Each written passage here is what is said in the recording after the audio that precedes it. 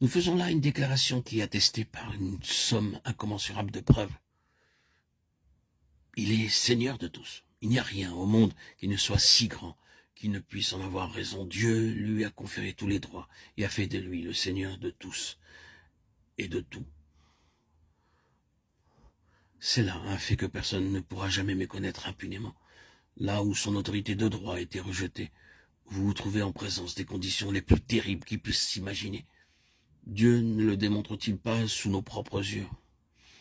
Oh, bien-aimé, si vous avez des yeux pour voir, si vous vous rendez compte de la vraie nature de la situation dans laquelle nous vivons actuellement, si vous puisez vos renseignements à la bonne source, sans tenir compte des mensonges qui courent le monde, vous avez la preuve la plus irréfutable que dans ces régions de la terre où le sachant et le voulant, on a mis Jésus-Christ à la porte.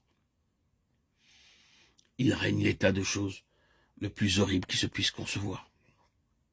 Il est presque incroyable de penser qu'il y a des hommes qui mettent leur influence au service de cette cause-là pour tâcher d'introduire dans notre pays les conditions d'existence qui règnent là-bas. Le fait est là.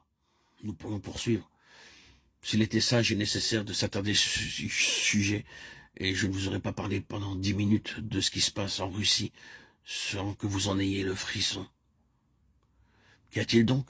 Ce qu'il y a, c'est que Dieu nous donne la preuve, là-bas, qu'en rejetant l'autorité qui appartient à son Fils de plein droit, l'humanité attire sur elle les pires désastres qui puissent jamais l'atteindre.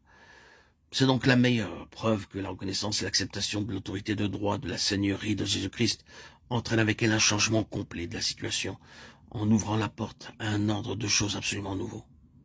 Certainement, Dieu poursuit son but et il l'atteindra. Oh, les hommes peuvent s'acharner. Ils l'ont déjà fait dans le passé.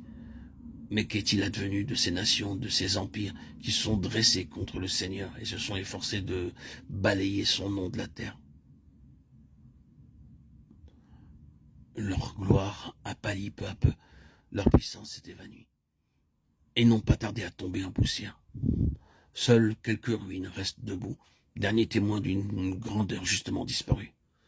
Toute leur histoire est là. Oui, Dieu arrivera à ses fins.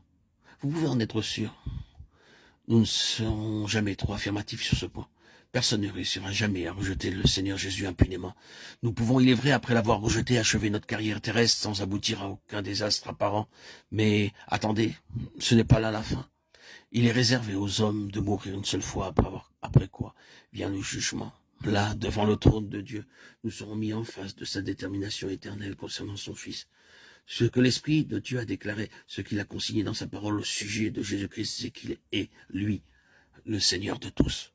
Rien, ni personne, ne peut faire qu'il en soit autrement. Et nous avons à prendre parti dans un sens ou dans l'autre. Mais c'est là le côté négatif, et j'espère bien qu'il est superflu d'insister sur cet aspect de la question. Il est bon cependant de nous souvenir qu'en face de ces grandes réalités divines, nous ne pouvons pas passer outre, comme si ces questions n'existaient pas. Essayer de les rejeter, prétendre les ignorer, croire qu'on peut les mettre de côté, c'est simplement ajourner la crise. Un jour ou l'autre, nous nous retrouverons en face de la souveraineté de Dieu. Et il faudra bien que nos yeux s'ouvrent alors à la réalité des choses. D'autre part, aussi longtemps que nous cherchons à esquiver notre Seigneur, nous perdons quelque chose de ce que Dieu tenait en réserve pour nous quand il l'a fait Seigneur et Christ.